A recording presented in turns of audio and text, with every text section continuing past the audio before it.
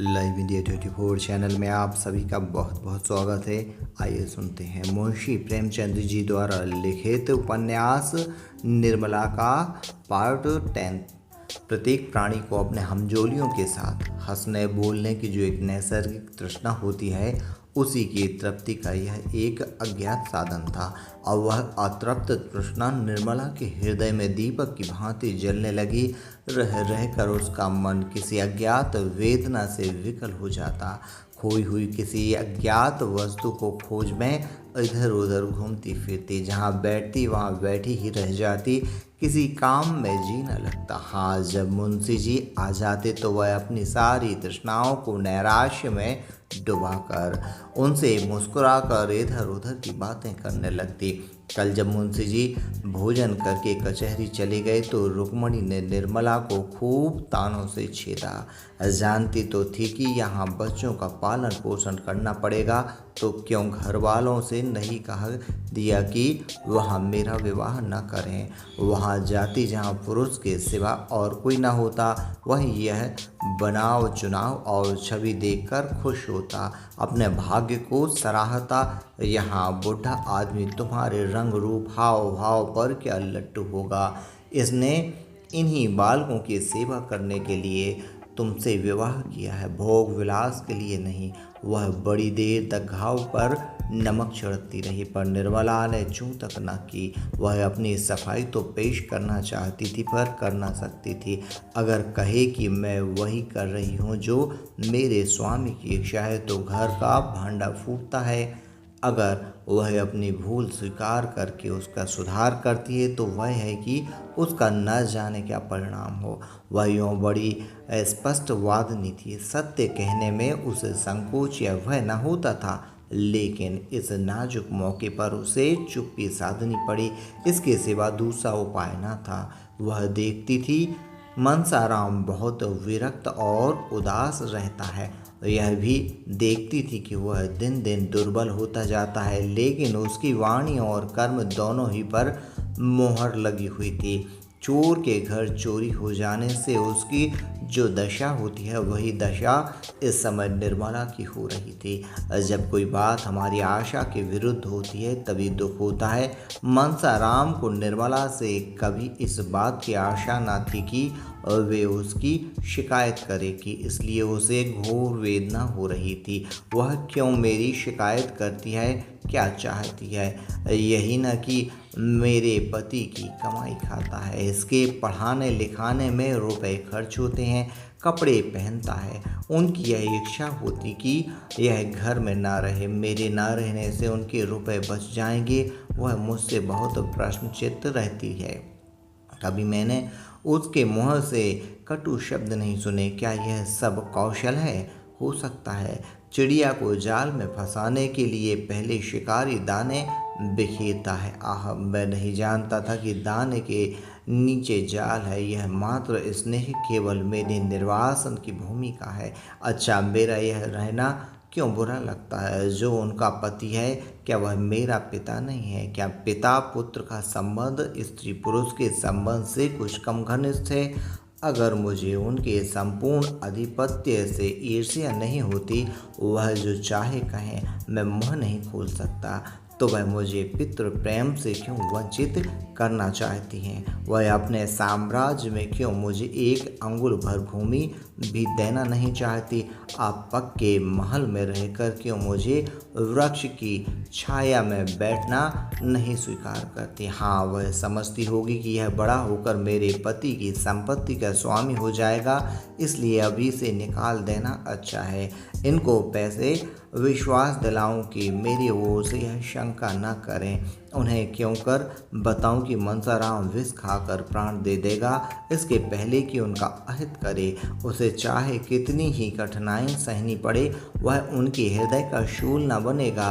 यूँ तो पिताजी ने मुझे जन्म दिया है और अब भी मुझ पर उनका स्नेह कम नहीं है, लेकिन क्या मैं इतना भी नहीं जानता कि जिस दिन पिताजी ने उनसे विवाह किया था, उसी दिन उन्होंने हमें अपने हृदय से निकाल दिया।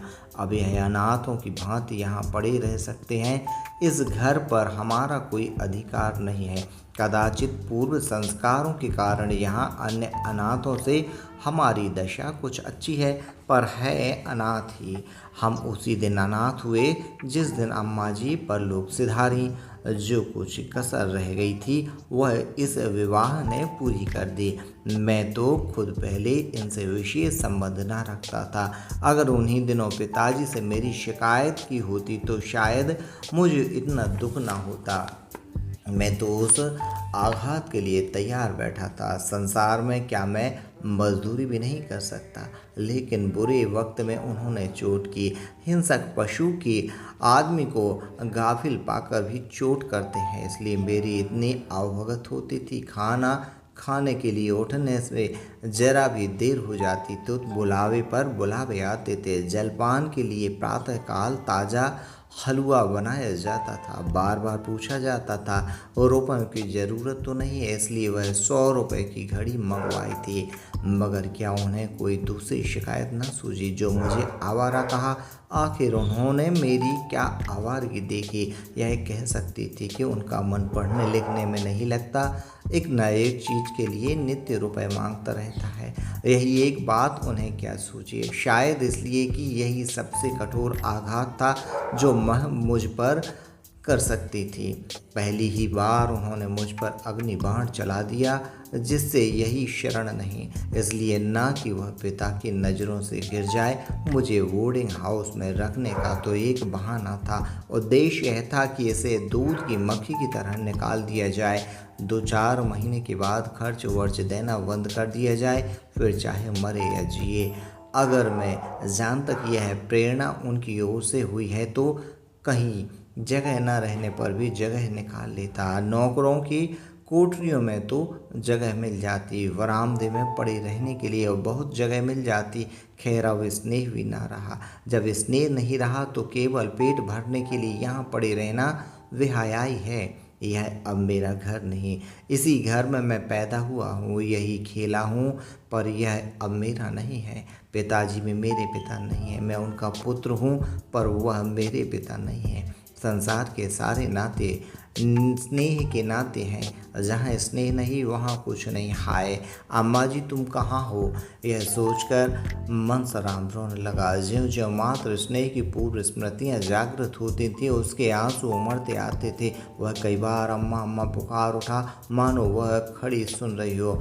मातृहीनता के दुख का आज उसे पहली बार अनुभव हुआ था। वह आत्माभिमानी था, साहसी था, पर अब तक सुख की गोद में लालन पालन होने के कारण वह इस समय अपने को निराधार समझ रहा था।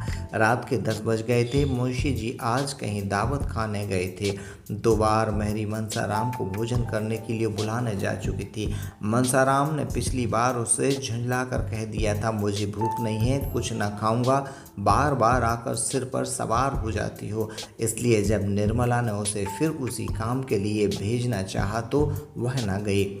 बोली, बहू जी वह मेरे बुलाने से ना आवेंगी। निर्मला ने कहा, आवेंगी क्यों नहीं, जाकर कह दे खाना ठंडा हुआ जाता है, 2 ही 4 खोर खा लें। मेहरी ने कहा, मैं यह सब कह के हार गई, नहीं आते। निर्मला बोली, तूने यह कहा था कि वह बैठी हुई है। मेहरी ने कहा, नहीं बहू जी, यह तो मैंने नहीं कहा। झूठ क्यों बोलूं? निर्मला ने कहा, अच्छा तो जाकर कह देना वह बैठी तुम्हारी राह देख रही है। तुम ना खाओगी तो वह रसोई उठाकर सो रहेगी। मेरी भूंगी सुन, अब की ओर चली जा। हंसकर बोली, ना आवे तो गोद में उठा लाना। भूंगी नाक मुँह सुकेड़ कर बोली। एक ही क्षण में आकर बोली, अरे बहू जी वह तो रो रहे हैं, किसी ने कुछ कहा है क्या? निर्मला इस तरह चौंक कर उठी और 2-3 पग आगे चली मानो किसी माता ने अपने बेटे के कुएं में गिर पड़ने की खबर पाई हो। फिर वह ठिठक गई और भूंगी से बोली, रो रहे हैं? तूने पूछा नहीं क्यों रो रहे हैं? भूंगी ने कहा, नहीं बहू जी, यह तो मैंने नहीं पूछा, झूठ क्यों बोलूं? वह रो रहे हैं। इस निस्तब्ध रात्रि में अकेले बैठे हुए वह रो रहे हैं। माता की याद आई होगी, कैसे जाकर उन्हें समझाऊं? हाय कैसे समझाऊं? यहाँ तो छींकते नाक आई होगी। कैसे जाकर उन्हें बताऊं? ईश्वर तुम साक्षी हो, अगर मैंने उन्हें भूल से भी कुछ कहा हो तो वह मेरे आगे आए। मैं क्या करूं? वह दिल से समझते होंगे कि इसी ने पिताजी से मेरी शिकायत की होगी। कैसे विश्वास दिलाऊं कि मैंने कभी तुम्हारे विरुद्ध एक शब्द भी मुंह से नहीं निकाला। अगर मैं ऐसे देव कुमार से चरित्र रखने वाले युवक का बुरा चेतूं तो मुझसे बढ़कर राक्षस संसार में न होगी। निर्मला देखती थी कि मनसाराम का स्वास्थ्य दिन दिन बिगड़ता जाता है, वह दिन दिन दुर्बल होता जाता है, उसके सुख की निर्मल कांति दिन दिन मलिन होती जाती है, उसका साहस बदन संकुचित होता जाता है। इसका कारण भी उससे छिपाना था, पर वह इस विषय में अपने स्वामी से कुछ न कह सकती थी। यह सब देख देख कर उसका हृदय विदीर्ण होता रहता था, पर उसकी जबान न खुल सकती थी। वह कभी कभी मन में झुंझलाती कि मनसाराम क्यों जरा सी बात पर इतना शोक करता है। क्या उनके आवारा कहने से वह आवारा हो गया? मेरी और बात है, एक जरा सा शक मेरा सर्वनाश कर सकता है, पर उसे ऐसी बातों की इतनी क्या परवाह है। उसके जी में प्रबल इच्छा हुई कि चलकर उन्हें चुप कराऊं और लाकर खाना खिला दूं। बेचारे रात भर भूखे पड़े रहेंगे। हाय, मैं इस उपद्रव की जड़ हूँ। मेरे आने के पहले इस घर में शांति का राज्य था। पिता बालकों पर जान देता था, बालक पिता को प्यार करते थे। मेरे आते ही सारी बाधाएं आ खड़ी हुई। उनका अंत क्या होगा भगवान ही जाने। भगवान मुझे मौत भी नहीं देता। बेचारा अकेले भूखा पड़ा है। उस वक्त भी मुंह झूठा करके उठ गया था, और उसका आहार ही क्या है। जितना वह खाता है उतना तो साल 2 साल के बच्चे खा जाते हैं। निर्मल चली, पति की इच्छा के विरुद्ध चली। जो नाते में उसका पुत्र होता था उसी को मनाने जाने उसका हृदय कांप रहा था। उसने अपने रुक्मणी के कमरे की ओर देखा। वह भोजन करके बेखबर सो रही थी। फिर बाहर के कमरे की ओर गई, वहाँ सन्नाटा था। मुंशी जी अभी न आए थे। यह सब देखभाल कर वह मनसाराम के कमरे के सामने जा पहुंची। कमरा खुला हुआ था। मनसाराम एक पुस्तक सामने रख मेज पर सिर झुकाए बैठा हुआ था, मानो शोक और चिंता की सजीव मूर्ति हो। निर्मला ने पुकारना चाहा कि उसके कंठ से आवाज न निकली। सहसा मनसाराम ने सिर उठाकर द्वार की ओर देखा। निर्मला को देखकर अंधेरे में पहचान न सका। चौंक कर बोला, कौन? निर्मला ने कांपते हुए स्वर में कहा, मैं तो हूँ। भोजन करने क्यों नहीं चल रहे हो? कितनी रात गई? मनसाराम ने मुंह फेर कर कहा, मुझे भूख नहीं है। निर्मला ने कहा, यह तो मैं 3 बार भूंगी से सुन चुकी हूँ। मनसाराम ने कहा, तो चौथी बार मेरे मुँह से सुन लीजिए। निर्मला बोली, शाम को भी तो कुछ नहीं खाया था, भूख क्यों नहीं लगी है? मनसाराम ने व्यंग की हंसी हंसकर कहा, बहुत भूख लगेगी तो आएगा कहाँ से? यह कहते कहते मनसाराम ने कमरे का द्वार बंद करना चाहा, लेकिन निर्मला किवाड़े को हटाकर कमरे में चली आई और मनसाराम का हाथ पकड़कर सजल नेत्रों से विनय मधुर स्वर में बोली, मेरे कहने से चलकर थोड़ा सा खा लो। तुम न खाओगी तो मैं भी जाकर सो रहूँगी। 2 ही कौर खा लो।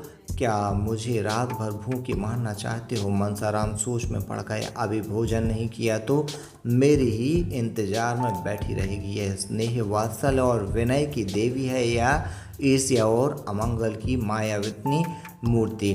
उसे अपनी माता का स्मरण होया। जब वह रूठ जाता था तो वे भी इसी तरह मनाने आया करती थीं, और जब तक वह ना जाता था वहाँ से ना उठती थीं। वह इस विनय को अस्वीकार न कर सका। बोला, मेरे लिए आपको इतना कष्ट हुआ, इसका मुझे खेद है। मैं जानता कि आप मेरे इंतजार में भूखी बैठी हैं तो तभी खा आता।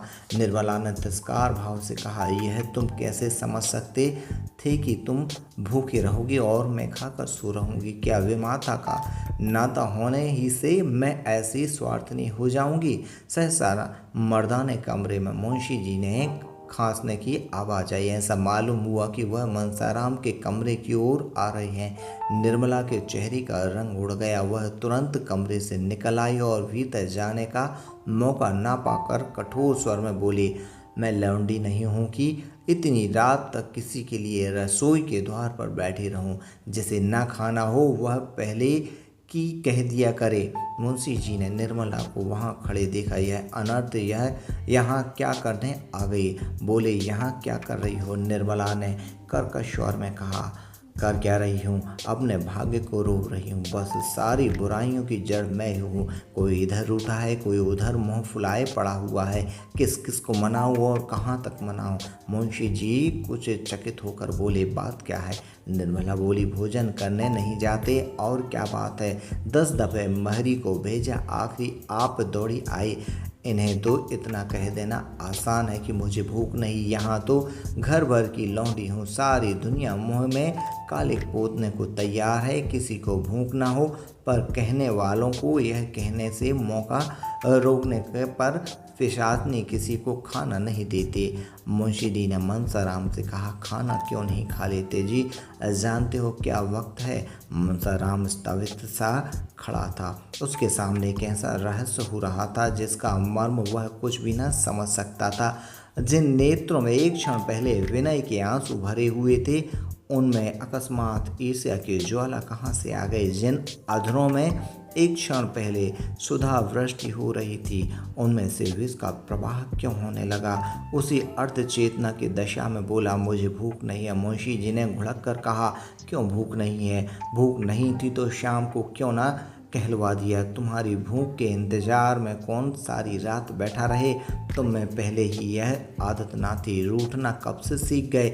जाकर खा लो। मनसाराम ने कहा, जी नहीं, मुझे जरा भी भूख नहीं। तोताराम ने दांत पीस कर कहा, अच्छी बात है, जब भूख लगे तब खाना। यह कहते हुए वह अंदर चले गए। निर्मला भी उनके पीछे ही चली गई। मुंशी जी तो लेटने चले गए। उसने जाकर रसोई उठा दी और कुल्ला कर पान खा मुस्कुराती हुई आ पहुंची। मुंशी जी ने पूछा, खाना खा लिया? निर्मला कहा, क्या करती, किसी के लिए अन्न जल छोड़ दूंगी? मुंशी जी बोले, इसे न जाने क्या हो गया है, कुछ समझ में नहीं आता। दिन दिन घुलता जाता है, दिन भर उसी कमरे में पड़ा रहता है। निर्मला कुछ न बोली। वह चिंता के अपार सागर में डुबकियां खा रही थी। मनसाराम ने मेरे भाव परिवर्तन को देखकर दिल में क्या क्या समझा होगा? क्या उसके मन में यह प्रश्न उठा होगा कि पिताजी को देखते ही इसकी त्योरियां क्यों बदल गईं? इसका कारण भी क्या उसकी समझ में आ गया होगा? बेचारा खाने आ रहा था, तब तक यह महाशय न जाने कहाँ से फट पड़े। इस रहस्य को कैसे समझाऊं? समझाना संभव भी है नहीं। किस विपत्ति में फंस गई। सवेरे वह उठकर घर के काम धंधे में लगी। सहसा 9 बजे भूंगी ने आकर कहा, मनसा बाबू तो अपने कागज पत्तर सब इक्के पर लाद रहे हैं। निर्मला ने हक बका कर पूछा, इक्के पर लाद रहे हैं? कहाँ जाते हैं? भूंगी ने कहा, मैंने पूछा तो बोले अब स्कूल ही में रहूँगा। मनसाराम प्रातःकाल उठकर अपने स्कूल के हेडमास्टर साहब के पास गया था और अपने रहने का प्रबंध कराया था।